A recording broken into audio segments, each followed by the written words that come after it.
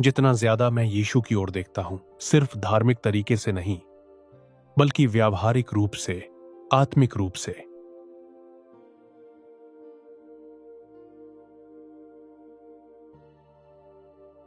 और वास्तविक जीवन में, तो मैं एक शक्ति फोर्स का सामना करता हूं और मैं खुद को एक दबाव के अंदर पाता हूं। लेकिन यह कोई नष्ट करने वाली शक्ति नहीं है, यह कोई खतरनाक या नुकसान पहुंचाने वाला दबाव नहीं है, बल्कि यह एक हवा, आत्मिक प्रभाव है जो उस ध्यान से आती है। जब हम मसीह यीशु को लगातार देखते और उस पर ध्यान लगाते हैं, तो यह दबाव और यह आत्मिक हवा, आत्मिक, हमारे जीवन में एक अद्भुत और पहले कभी ना हुई परिवर्तन लाती है, जो मुझे उसके यीशु जैसा बनने लगता है और मुझे उससे गहरे प्रेम करने के लिए प्रेरित करता है। ऐसा प्रेम जिसे मैं शब्दों में समझा नहीं सकता। यह मुझे सिर्फ कोई संदेश सुनकर नहीं मिला, नहीं किसी एक किताब पढ़कर मिला, बल्कि यह मुझे तब मिला जब मैं मसीह के प्रति सचेत रहने लगा। हम परमेश्वर की छवि, इमेज को अपनाने का एक ही तरीका है, और वह है यीशु की ओर देखना। बाइबल कहती है कि वह हमारे विश्वास का आरंभ करने वाला और पूरा करने वाला है। इसलिए लिखा है, यीशु की ओर देखते रहो। समझो कि यीशु एक वरदान है, वह एक उदाहरण है कि परमेश्वर चाहता है कि हम कैसे बने। क्या मैं थोड़ी देर के लिए आपको यीशु को नए तरीके से दिखा सकता हूं? क्योंकि हम अक्सर यीशु को सिर्फ उद्धारकर्ता के रूप में ही देखते हैं, और यही हमारी सीमा बन जाती है। यीशु केवल उद्धारकर्ता ही नहीं है। जब आप यीशु को देखते हैं, तो यह भी देखें कि आप असल में क्या बनने के लिए बुलाए गए थे। तो सवाल यह है, हमारा भविष्य क्या है? देखो कि यीशु ने पृथ्वी पर कैसे जीवन जिया। अपने आप से यह सवाल पूछो, क्या यीशु के जीवन में कभी कोई मानवीय, प्राकृतिक सीमाएं थीं, जैसे बीमारी, पैसों की कमी या मानसिक कमजोरी जब वह पृथ्वी पर था? तो जवाब है, बिल्कुल नहीं। यीशु मानसिक रूप से पूर्णतः स्थिर और मजबूत थे। वह आत्मिक बातों में गहराई से समझ रखने वाले थे और आत्मा के स्तर में लगातार चलते थे। क्या यीशु आत्मिक रूप से अंधा या सीमित थे? नहीं, उसकी दृष्टि हमेशा पिता परमेश्वर पर लगी रहती थी। इसलिए वह कहता था, जो मैं पिता को करते हुए देखता हूं, वही मैं करता हूं, और जो मैं उसे कहते सुनता हूं, वही मैं कहता हूं।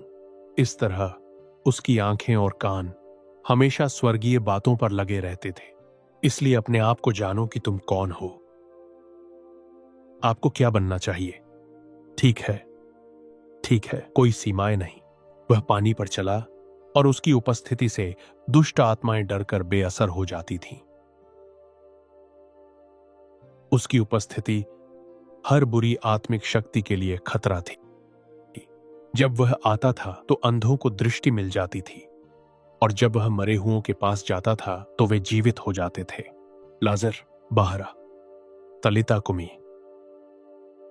फिर जाने से पहले यीशु ने कहा, जैसे पिता ने मुझे भेजा है, वैसे ही मैं तुम्हें भेजता हूं।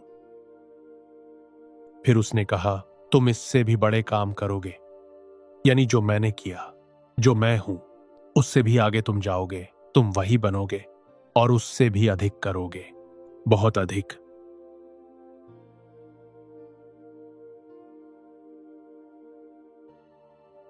बहुत अधिक। मैंने यह नहीं कहा, गुरु, यीशु ने कहा है।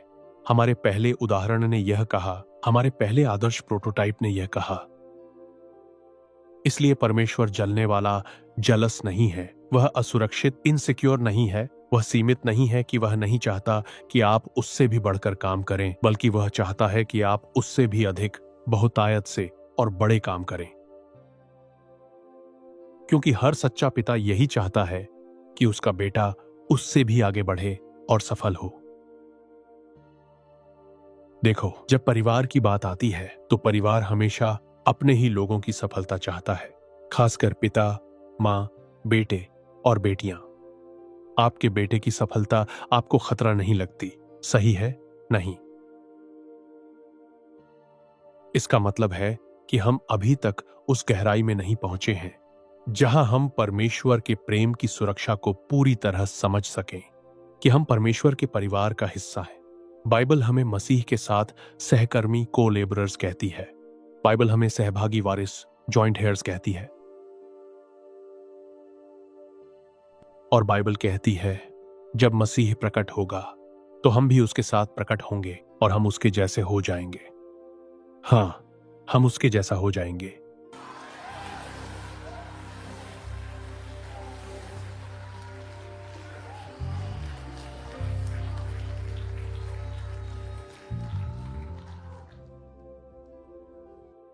इसलिए मनुष्य के लिए परमेश्वर का सबसे बड़ा उपहार है परमेश्वर के समान होना। और यह समानता यीशु मसीह में पूरी तरह दिखाई गई है, प्रकट हुई है और हमें दिखाई गई है।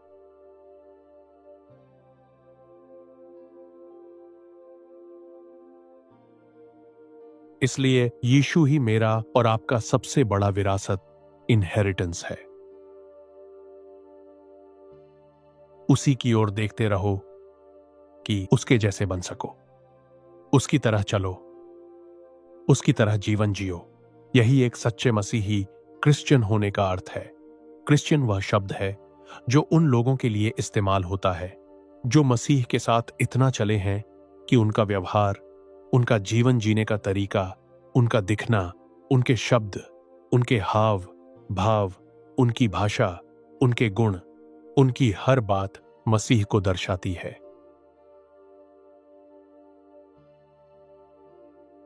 लेकिन क्रिश्चियन का एक नकली रूप भी है, क्योंकि बाइबल में क्रिश्चियनिटी शब्द नहीं है, लेकिन क्रिश्चियन शब्द है। इसलिए क्रिश्चियनिटी एक तरह से नकली रूप हो सकता है, जबकि सच्चे क्रिश्चियन असली होते हैं। सेटन नकल करने वाला है। याद रखो, जो कुछ परमेश्वर करता है वह उसकी नकल करके एक झूठी व्यवस्था बनाता है।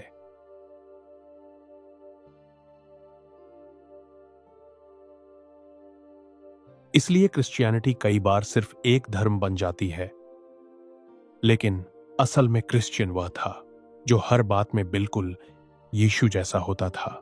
चाल चलन में, व्यवहार में, शब्दों में, कामों में, जीवन में, यहां तक कि जीवन के हर हिस्से में आप यीशु जैसे दिखते हैं। सिर्फ बातों में नहीं, बल्कि पूरे जीवन में। क्रिश्चियनिटी यीशु के बारे में बात करती है, लेकिन उसे अपने जीवन में नहीं दिखाती। वह यीशु के मूल्यों की बात करती है, लेकिन उन्हें मानती नहीं। वह धार्मिक रूप से यीशु की बातें करती है, लेकिन अपने विचारों, शब्दों और जीवन में उसके सिद्धांतों को ठुकरा देती है। लेकिन सच्चे क्रिश्चियन मसीह की तरह बोलते हैं, मसीह की तरह जीते हैं और मसीह को अपने जीवन में प्रकट करते हैं। उनके जीवन में यीशु साफ दिखाई देता है। तुम्हारा जीवन यीशु को प्रकट करे।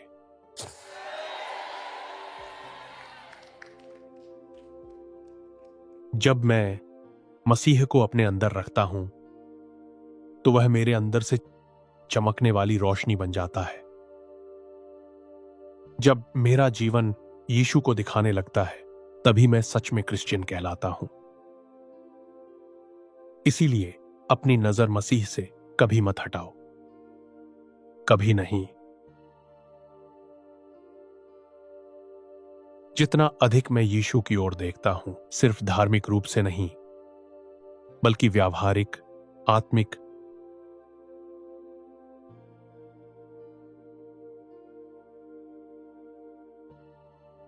और वास्तविक जीवन में, मैं एक शक्ति का सामना करता हूं। मैं खुद को एक दबाव में महसूस करता हूं,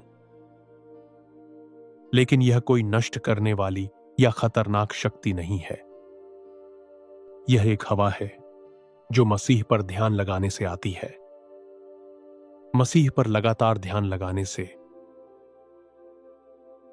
यह दबाव, यह आत्मिक हवा हमारे जीवन में एक अद्भुत और पहले कभी न हुआ परिवर्तन लाती है, जो मुझे उसके जैसा बनाती है और उससे गहरे प्रेम करने के लिए प्रेरित करती है।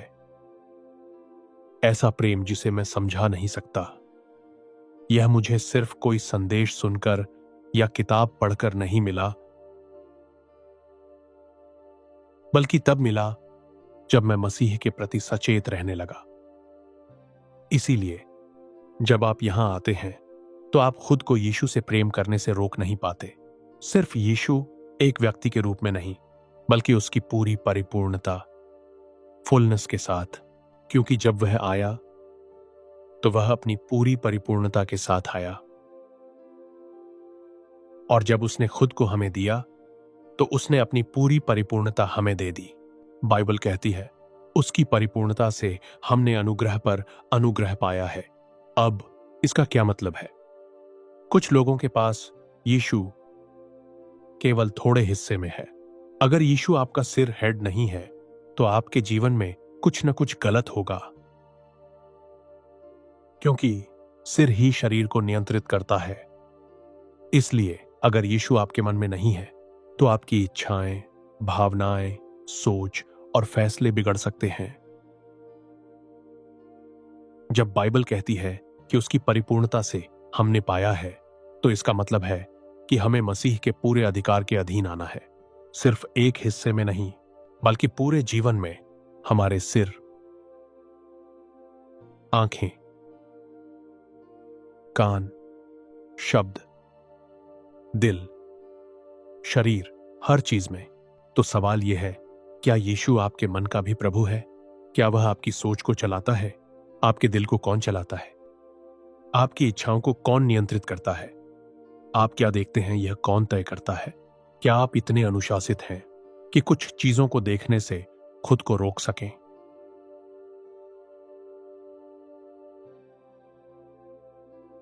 आपके काम, एक्शंस कौन नियंत्रित करता है? मैंने बहुत सारी किताबें पढ़ी, लेकिन परमेश्वर ने कहा, उन्होंने कोशिश की, पर वे पूरी सच्चाई तक नहीं पहुंचे। बहुत लोग कहते हैं हमने उसकी परिपूर्णता पाई है, लेकिन इसका असली मतलब यह नहीं है। इसका मतलब यह है कि जब कोई मसीह की पूरी प्रभुता के अधीन आता है तो उसके जीवन का हर हिस्सा, उसका दिमाग, सोच, नजर, समझ, इच्छाएं, सब कुछ मसीह के अधीन हो जाता है। यही है परिपूर्णता, और यह एक प्रक्रिया है। कुछ लोगों ने अपना दिल तो परमेश्वर को दे दिया है, लेकिन उनका मन अभी भी पूरी तरह उसके अधीन नहीं है, या उनका कुछ हिस्सा तो परमेश्वर के अधीन है, लेकिन कुछ इच्छाएं अभी भी नहीं है। आप कलीसिया, चर्च जाते हैं, सब कुछ करते हैं, लेकिन आप माफ नहीं कर पाते। आपके अंदर गुस्सा, कड़वाहट, असुरक्षा और निराशा भरी है।